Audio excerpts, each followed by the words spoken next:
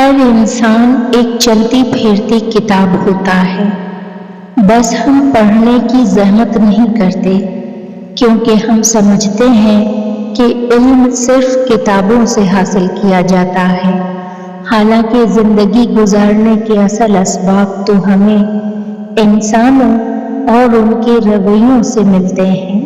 کسی کے پاس کھانے کے لیے ایک وقت کی روٹی نہیں اور کسی کے پاس کھانے کے لیے وقت نہیں۔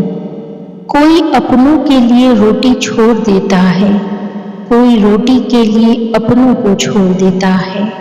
کچھ لوگ ہمیں اپنے الفاظ سے، رویے سے اتنی اذیت دیتے ہیں کہ زندگی میں پھر کبھی وہ ہم سے پیار سے بات کریں یا ہم پر کوئی احسان کریں تو ان سے عجیب سی نفرت محسوس ہوتی ہے۔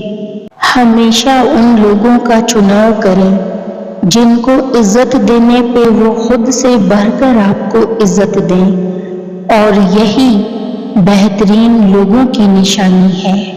وہی لوگ انمول ہوتے ہیں جو پریشانی میں دلاسا دیتے ہیں، عقل کی بات کرتے ہیں، ہمیشہ تنہائی میں اصلاح کرتے ہیں، کوئی لالچ نہیں رکھتے۔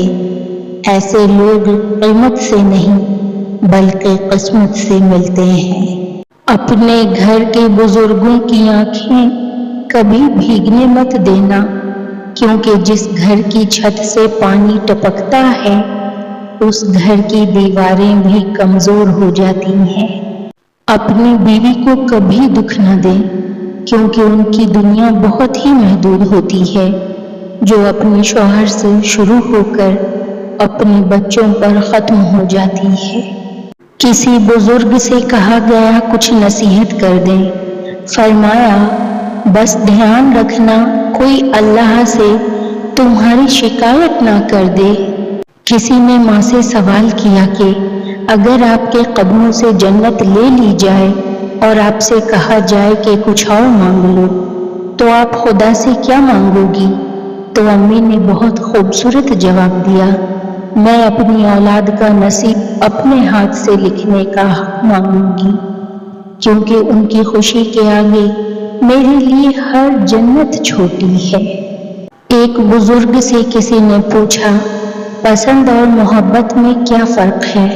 بزرگ نے جواب دیا، آپ ایک پھول دیکھتے ہو اور اسے توڑ کر اپنے پاس رکھ لیتے ہو، یہ پسند ہے، اور اگر آپ اس پھول کو روزانہ پانی دیتے ہو اور اس کا خیال رکھتے ہو تو یہ محبت ہے۔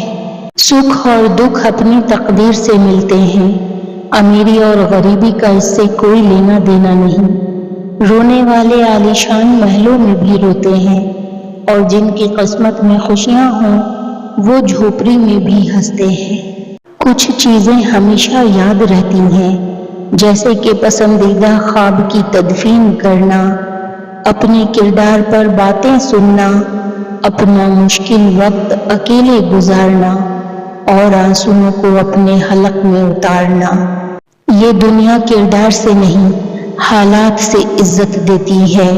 فقیر اگر بادشاہ بن جائے تو 100 رشتہ دار نکل آتے ہیں۔ ناقدری کا بہترین جواب دوری ہے۔